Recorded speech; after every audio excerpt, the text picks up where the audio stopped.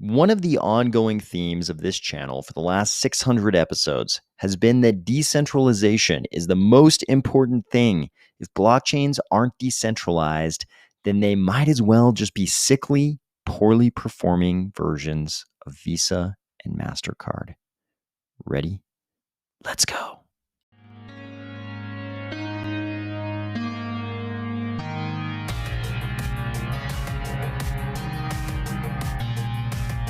Today, we're going to discuss the dirty little publicly available secret about multi-pools on Cardano, a new bill in Congress meant to save crypto, and a huge award for one of the inventors of Cardano's Plutus. If you feel like you actually own some obnoxious cologne that is so powerful you could get into this pool and not even worry about the sharks, or if you're finding value in these videos each weekday, please consider delegating to the Army of Spies stake pool, ticker AOS. Why should we care about this decentralization thing anyway? Actually, I think all of our best interests are aligned with the decentralization thing. If you look at what a blockchain does, what a blockchain is, if you centralize a blockchain, it becomes very similar to the traditional versions of whatever it is the blockchain is trying to do. If you centralize a blockchain too much, it starts looking like some really bad version of Visa or MasterCard that is kind of sickly and just poorly performing versus Visa and MasterCard. It doesn't really have much value if it's super centralized and it performs very poorly versus Visa or MasterCard. It might have some community behind it who's really into the speculative gambling thing, but over the long run, over longer timelines, the value of that blockchain is going to be impaired by the fact that it doesn't have the decentralization thing. Really, the value in blockchains is the decentralization thing. Even if you're not looking at, sort of the payments use case for crypto, if you're looking at something totally different, some other use case involving some kind of expressive programmability or something, there's always some centralized traditional version. If the blockchain version isn't decentralized, you might not be adding anything at all. You might just be a bad, poorly performing version of whatever the centralized player in that space is. And that's the case for a lot of crypto. For a lot of crypto, people jump on the train because of the decentralization, and then somehow they end up becoming, some kind of a proponent of one of these very centralized blockchains or a project on a very centralized, blockchain. And they might initially like that because when you centralize things, they can perform very, very well. But they probably won't perform as well as, say, a Visa. Even the most centralized blockchains, which do very much look like a Visa or a MasterCard, perform very poorly versus Visa and MasterCard. They've had a long time to optimize the centralized thing, the centralized way of going about that use case. Just like the centralized players in a lot of the other use cases, the way for crypto, the way for blockchains to compete with the legacy players in their space is through the decentralization thing. The value of blockchains is very much tied up in the decentralization. That's the reason we should really care about the decentralization of the Cardano blockchain. And this is a good representation of the decentralization of the Cardano blockchain. We've looked at this many times on this channel, so I won't belabor this point. But this shows you how many different stake pool groups it would require to get to 50%. To get to 50%, it's just this many. And granted, we are way better than Ethereum or Bitcoin. We are much more decentralized.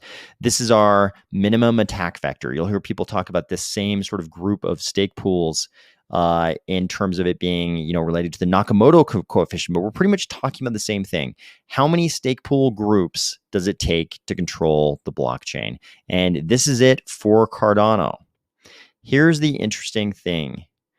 The system creates incentives and disincentives to do things like be a multi-pooler, to run multiple stake pools, because you don't have to do that. You could be up here in this group that helps the decentralization of the Cardano blockchain by being single pool operators. And there are many single pool operators who could very easily run multiple stake pools. They would make more money, but they don't do it Because they care about the decentralization of the chain. They don't want to hurt the decentralization of the Cardano blockchain. So we have to ask the question, when we're talking about stake pool parameters, like we are with this stake pool operator poll that's going on right now, that the Cardano Foundation is putting on, the one we talked about yesterday, and we've been talking about for a little while on this channel. When we're talking about those parameters, the main goal should be to increase decentralization. And one of the parameters we're talking about in this poll is the min pool cost. You'll hear people also call this the min fee. So the min pool cost, when it is substantial, like 340 ADA per epoch, it creates an incentive for people to run multiple pools. And I'll show you why. So the question is, why does the 340 ADA min pool cost promote multi-pools? I'm going to show you why it massively promotes multi-pools. So let's imagine you have a 6-pool multi-pool operator, and they have 189 million in delegation. So they're a multi-pool operator, they're a multi-pooler, and they're running 6 pools, and they've got 189 million in delegation. That's going to look something like this in terms of the min fees they're collecting. So they get 340 ADA per epoch times 6 pools equals 2,040 ADA per epoch. The price, when I checked it earlier today, was 0.3749 US dollars per ADA. So you're looking at $764 per epoch. Roughly 6 epochs per month, depends on the month and when the epochs end, all that kind of stuff.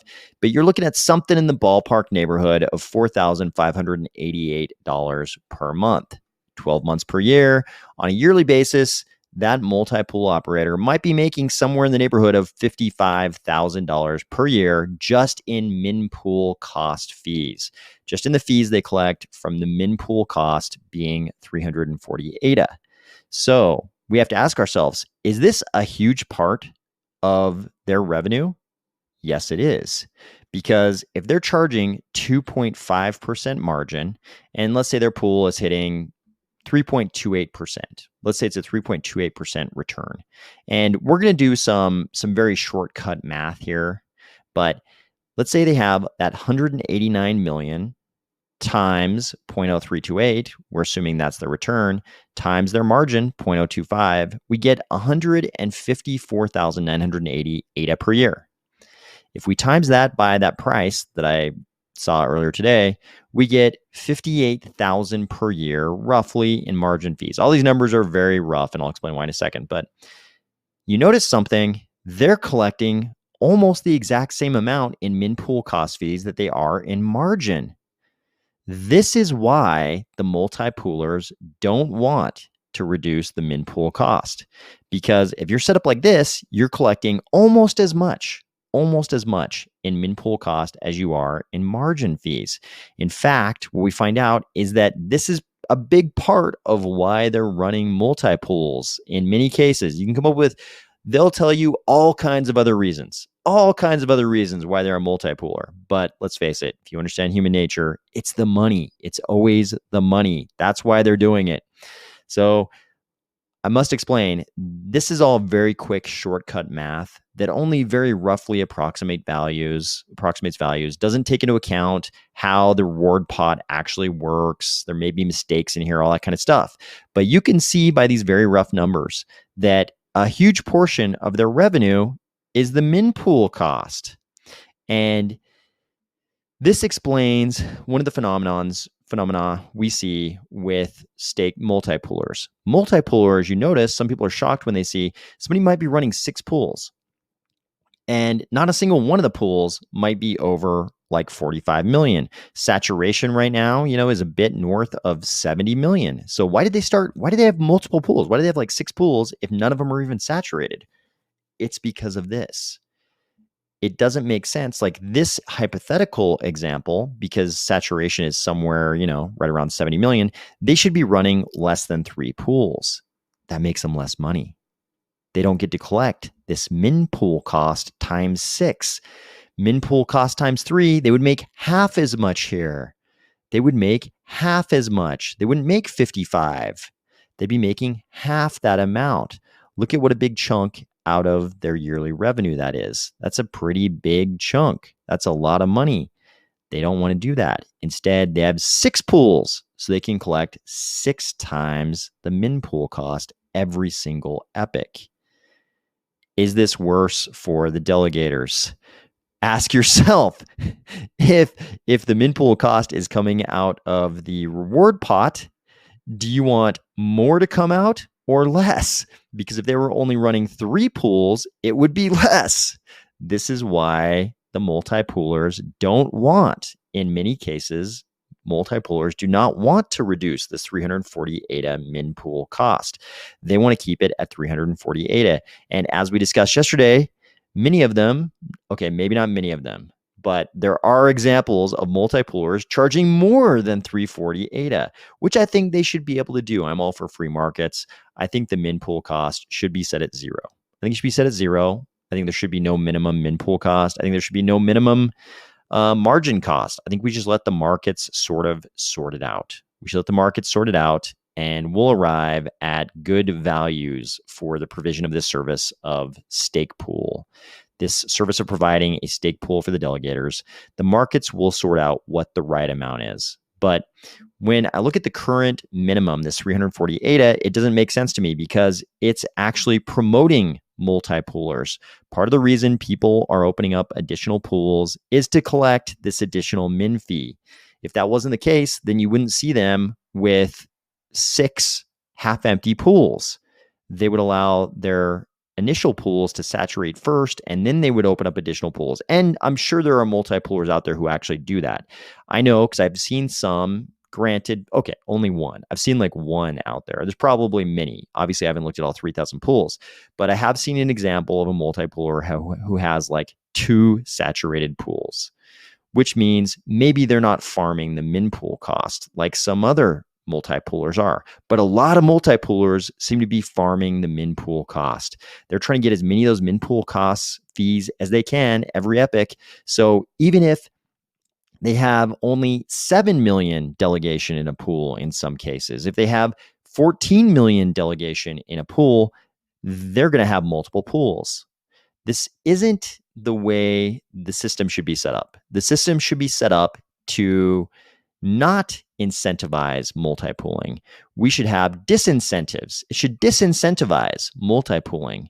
That's why we should be trying to make sure that this min pool cost gets reduced. That's why so many of us SPOs, especially single pool operators like Army of Spies, the Army of Spies pool, that's why so many of us are advocating for this number to go down to that 170. So am I worried that SPOs will starve to death if they don't get those min pool cost fees? Not at all. Not at all, because the SPOs will just do what humans do. They will look at the loss of those min pool cost fees, and they're just going to repackage them into the margin fee. They're just going to raise their margin fees if they need to make more money to offset the loss of the min pool cost fees, which is fine because then the free market can sort out the different supply and demand levels at different fee levels. So if somebody prices their margin fee too high, they're not going to get enough delegators. If they price it too low, they might get too many delegators, which is a good problem to have because then they can raise their fees to whatever is the right point on that supply and demand curve. So the free market can do its thing as long as there's not this artificial minimum, which we currently have with a 340 ADA min pool cost minimum. You can't go lower. You have to charge that 340, which doesn't let the free market do its thing. So the stake pool operators are going to be fine. And looking at the dashboard here, we have a little bit of an update on how stake pool operators are voting. So you can see at the orange option here, which is change nothing. Things are good how they are. We still have kind of the same circumstance. So what we have there is we have one operator of 8 pools. One operator of 8 pools voted for this, and then only another 3 pools have joined them in this option. And you can see over here the amount of stake voted.